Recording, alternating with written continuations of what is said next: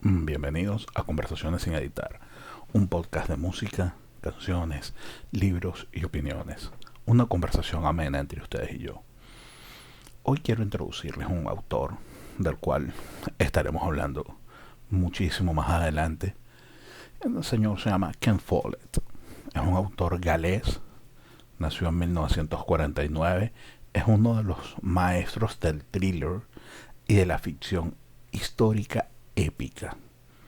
Estudió filosofía en el University College de Londres, o sea, no es ningún don nadie. Estuvo como reportero, subdirector editorial. En un momento escribía novelas de suspenso en las noches para, tú sabes, redondear, como toda la vida. Y en 1978 pega El Ojo de la Aguja, un thriller de espionaje ambientado en la Segunda Guerra Mundial. Es una belleza, pero no es de lo que vamos a hablar hoy. Y eso le permitió dedicarse a tiempo completo a la escritura. Y siendo un escritor a tiempo completo, pues hizo unas cosas increíbles. Después de esto, se consagró como un autor de bestsellers, incluso yo diría que más de bestsellers, de superventas, con un libro llamado Los Pilares de la Tierra, en 1989, una novela monumental, una novela histórica realmente genial que hay que leerla con profundidad, con gusto, con tiempo, pero que además es una saga. La saga de los Pilares de la Tierra mantiene muchísimos libros. Las tinieblas y el alba, perdón, una columna de fuego, un mundo sin fin. Hay muchísimas formas de expresar cómo se va desarrollando esa historia, pero no es en este momento. Incluso se hizo una serie de HBO acerca de este libro de los Pilares de la Tierra, no de toda la serie, pero es una serie que vale la pena en algún momento leerla. Hoy yo quiero introducirlos a una trilogía. De hecho, solo voy a hablar del primer libro. Es una trilogía, se llama la trilogía del siglo. Es una trilogía donde cubre buena parte de lo que fue el siglo XX. Eh, en palabras de Enrique Santos Discépolo, siglo XX problemático y febril. O sea, realmente es un siglo convulso, agitado, mientras que en los años y en los siglos anteriores las cosas, los procesos duraban años, casi un siglo en suceder. Aquí estamos hablando de que las cosas suceden prácticamente de inmediato. El siglo XX fue el siglo de la inmediatez, el siglo del expansionismo tecnológico, más allá, no solamente de la revolución industrial en el siglo XIX que cambió los medios de producción, no. Estamos hablando del expansionismo tecnológico. El siglo XX es el siglo de la radio, de la expansión del teléfono, más allá de ser para ciertas ciudades, de la expansión de la luz eléctrica, la televisión, la explosión del cine. Sí, había cine en el siglo XIX con los hermanos Lumière, unas cositas, unos cortos, pero se convirtió en una industria brutal, fenomenal en el siglo XX, una industria que realmente mueve billones de dólares todos los años. El siglo XX fue la explosión de la industria de la música. O sea, sí, ya había discos, sí, ya se había registrado las primeras grabaciones, pero en el siglo XX explotó la RCA Victor, la vitrola, el fonógrafo. Todo el mundo podía, bueno, no todo el mundo, pero una mayor cantidad de personas podían tener un disco y escuchar una canción más de una vez. Entonces estamos hablando de un siglo que se metió con todo, que corrió como no se podía hacer más. Y en este primer libro que vamos a hablar hoy, se llama La caída de los gigantes. Es un libro que habla de lo que ocurre entre 1911 y 1924. Es decir, estamos hablando de la caída de una serie de imperios, la Primera Guerra Mundial, realmente la salida del siglo XIX y la entrada triunfal del siglo XX. Estamos hablando de algo que cambió la faz de la Tierra, y Ken Foley para esto nos pone en unos personajes especiales. ¿Por qué? Porque para poder estar con todas las gentes de que se movieron, nos pone con los Williams, una familia galesa del Reino Unido, de una clase obrera, de una clase baja, de pocos medios. Nos pone con los Fitzherbert del Reino Unido.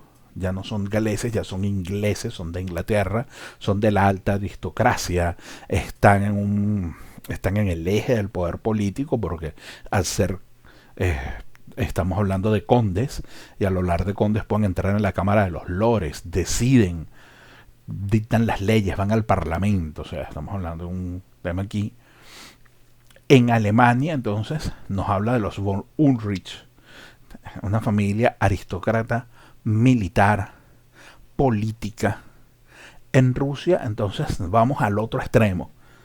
Vamos a los Peshkos, Koftin, que son huérfanos, que se ven metidos en la revolución bolchevique casi que a la fuerza, porque son pobres, casi que abandonados. Y nos muestra lo que fue, hablemos de no es una nobleza, pero hasta cierto punto, sí, lo que llamaban los famosos WAPs, White Anglo-Saxon Protestant, o sea, blancos anglosajones y protestantes en los Estados Unidos al principio del siglo XX, con la familia Dewar. Alta política, es una clase influyente, es dinero viejo, es dinero que viene de épocas anteriores, y empiezan, te muestran las familias, te muestran las clases. Una de las cosas que es impresionante en este libro, y por eso les recomiendo tanto leerlo, es que ves cosas que, a menos que hayas tenido el chance de compartir con tus abuelos, o en algunos casos incluso con tus bisabuelos, pero ahora hay una generación mucho más joven, una generación que tiene 20 años, que tiene 18 años, que no conoció el siglo XX en nada. Entonces no puede imaginarse cómo era, por ejemplo, una casa de un obrero en Gales en el principios del siglo XX. O sea, estamos hablando de gente que todavía tenía letrina, que no había agua corriente, es decir, no llegaba agua por tubería, tenían pozos de agua. No puedes imaginarte el choque de que todavía convivía el caballo en algunas zonas rurales de Gales, y en algunas zonas de Inglaterra, o en muchas zonas de Rusia. El caballo era el único medio de transporte cuando estaba el automóvil, cuando ya existía. Y no, no te podías imaginar una guerra donde la caballería era importante. En la Primera Guerra Mundial había cargas de caballería. O sea, estamos hablando de que la gente seguía montándose en un caballo para matarse, como lo hicieron los egipcios en la batalla de Kadesh, en los famosos carros contra los hititas, como sucedió más adelante en las batallas de los 100 años, en las batallas de las Dos Rosas con la gente de las familias inglesas, como sucedió en las guerras napoleónicas, como sucedió en las guerras de independencia de Latinoamérica, San Martín, Bolívar, Sucre, cruzando los Andes a caballo. Todavía había gente montada a caballo a principios del siglo XX para combatir. O sea, el ejército era así. Estamos hablando de que existía una... Actualmente, cuando uno habla de la monarquía, uno habla de la monarquía casi como una reliquia, como un adorno. La monarquía española es muy protocolar, el rey, pero el rey no manda. El rey no decide. El rey no es una figura importante. Hablas de la monarquía inglesa, y aunque actualmente el rey es casi un adorno, es el protocolo, es el jefe de Estado. Para una guerra es importante, porque el bando en el que la opinión del rey es importante, el empuje del rey es importante en una guerra porque eleva el patriotismo, eleva el sentimiento por la madre patria, eleva las ganas de... Pero el rey no manda. Mandan los primeros ministros, manda la Cámara de los Comunes, la Cámara de los Lores. No te puedes imaginar lo que era el zarismo, donde el rey mandaba, donde el zar Nicolás Alexandrevich, si mi memoria no me falla, Nicolás segundo, era el cabecilla de Rusia con la zarina. Eran el tipo con el poder absoluto, con la venia del pueblo, de las cortes, lo que dijera el rey se hacía. O sea, estamos hablando de un momento donde el Kaiser Guillermo II de Alemania estaba en el imperio austrohúngaro, es decir, parte de lo que es Hungría, de lo que es Austria, parte de lo que sería Polonia actualmente, Alemania, eran un conjunto de un país de naciones manejados por el Kaiser. No había elecciones, no había nada de eso. Estamos hablando de un momento en Inglaterra donde las mujeres no votan, donde años después nacerían las famosas sufragistas, nacería el primer movimiento femenino que buscaba la igualdad de derechos a la mujer, que la mujer pudiera votar, que la mujer que trabajaba en la fábrica pudiera trabajar 8 horas igual que el hombre y ganar el mismo sueldo que el hombre, que la mujer no fuese explotada. O sea, estamos hablando de un inicio de siglo convulso, con unos medios donde no te puedes imaginar muchas cosas. Y Ken Foley te lo plantea de una manera magistral. Te va introduciendo en las vidas familiares las diferencias en las clases sociales. Te va introduciendo en lo que pasaba con lo que era la aristocracia, lo que sucedió en la Revolución Rusa. De eso podemos hablar voy a hablar un poquito más adelante. Pero te va echando este cuento. Y me recuerdo mucho que alguien me preguntó en un momento, oye, pero ¿qué hacía la gente antes para trabajar? ¿Por qué la gente, si tu papá era zapatero, tú eras zapatero, si tu papá era albañil, tú eras albañil?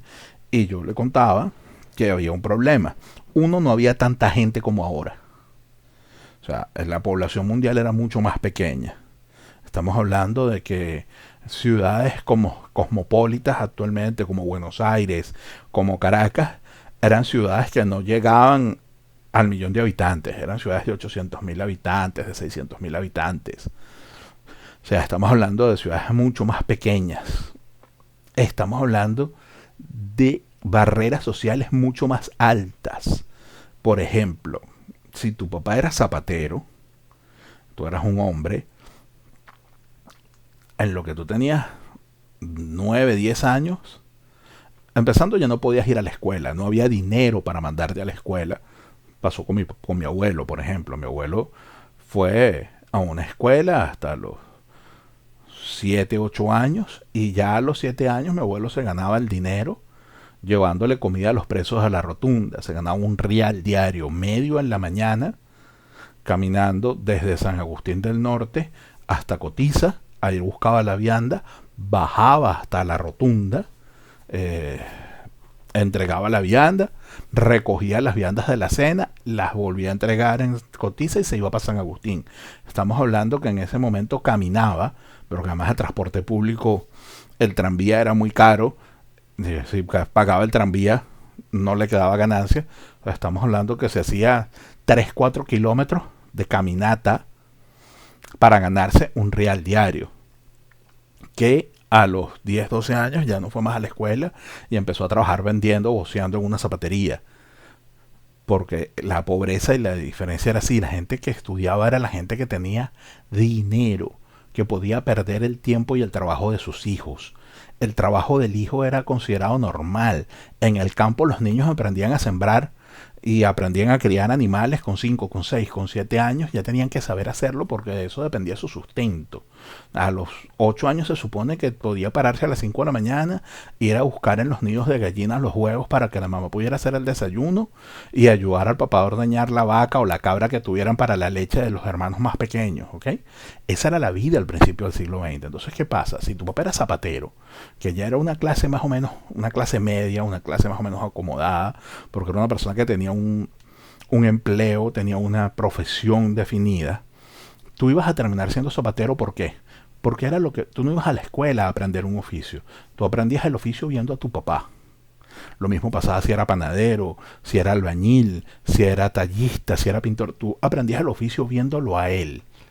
Y cuando lo veías trabajar, lo veías hacer las cosas, a medida que adquirías madurez, tenías 13, 14 años, te mandaban a hacer tus primeros pininas, tus primeras cosas solos con algún amigo. Bueno, fulanito, el maestro zapatero, necesita a alguien que corte suelas, anda a cortar suela con él, o necesita que arme eh, los primeros mocasines, anda con él. O si eres albañil, necesita un ayudante, o necesita alguien que eche la primera plomada, o alguien que bata la mezcla. En México le dirían un chalán, en Venezuela era un ayudante de albañil. No, imagínate, te faltaba muchísimo para llegar a maestro de obra, pero entonces ya te conocías, ya eras albañil, ya eras zapatero o ya eras panadero, ya tenías un oficio. Entonces lo que hacías era eso, porque no podías ir a la escuela, no tenías dinero para ir a la escuela. Entonces esa barrera social del principio del siglo XX, Ken Foley te la va planteando, te la va poniendo, te va diciendo por qué los que son de una familia minero siguen siendo mineros, cómo la guerra hizo un cambio importante en la sociedad inglesa, porque muchos de los soldados que volvieron, evidentemente tú un soldado no te sirve que sea completamente analfabeto, porque tiene que en algún momento poder manejar la radio, tiene que en algún momento poder entender y mandar un mensaje con coordenadas que no estuviera por escrito, por si lo capturan no se lo lea el enemigo, y poder decir a dónde iban a bombardear, a dónde iban a apuntar o cuáles eran las órdenes del día. Tenía que poder contar. Entonces había una instrucción mínima que les permitía acceder a otras cosas, les permitía acceder a leer, les permitía y les creaba sueños.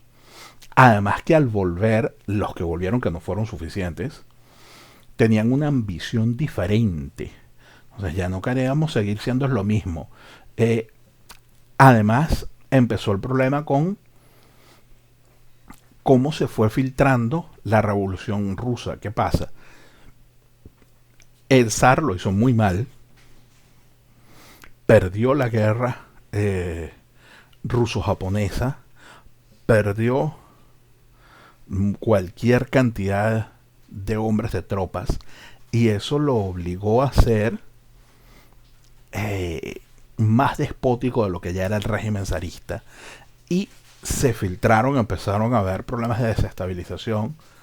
Cuentan algunos que el Kaiser dejó libre a Lenin para que sacarse el frente ruso de la batalla y quedarse solo con el frente inglés, con el frente francés en la batalla, y que ese movimiento desestabilizó Rusia. ¿Por qué? Porque la sociedad era tan desigual que las ideas del comunismo, del socialismo, de cada cual lo que pueda producir y a cada cual lo que necesite, de el hombre nuevo, de cambiar los métodos de producción, de ya no somos obligados por el hacendado a hacer, sino tenemos nosotros una capacidad de hacer las cosas, tenemos unas ganas y un dinero para hacerlo. Entonces eso convirtió a Rusia en un caldo de cultivo que empezó a exportar esas ideas, empieza a exportar los sindicatos, los famosos rompehuelgas en Estados Unidos, o los huelguistas en Estados Unidos de la Ford durante la Gran Depresión, fueron exportación directa de la Revolución Rusa. Las mejoras sociales que existen en Venezuela, en México y en muchos países con la necesidad, la capacidad de jubilarse, una seguridad médica asistencial, el famoso Instituto Mexicano de los Seguros Sociales, venezolano de los Seguros Sociales, en su momento de varios países de los seguros sociales, son copiados del modelo alemán de la posguerra. ¿Por qué? Porque Alemania se encontró con un nivel de desempleo altísimo, con una gran cantidad de su fuerza trabajadora, de los jóvenes, de la gente que pudiera empezar a echar adelante el país, que regresó baldada, regresó con problemas motrices, con una mano menos, con un pie menos, tuertos, por los efectos de la guerra, con una gran cantidad de muertos.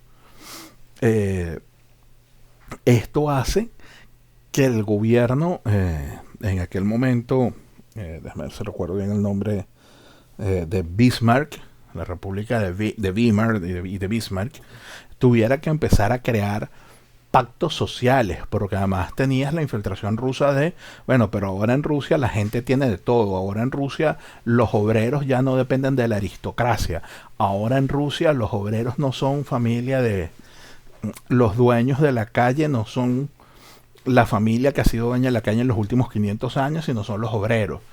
Y esa revolución obligó que Alemania creara una serie de metodologías sociales, de prestaciones para sus soldados, una prestación de guerra, lo que ahora llamaríamos una prestación social, una pensión, una jubilación, porque había que reconocer el esfuerzo heroico que hicieron a pesar de haber perdido y a pesar de que Alemania sufrió las peores consecuencias económicas de la Primera Guerra Mundial porque fue obligada a pagar los costes de los demás contendientes.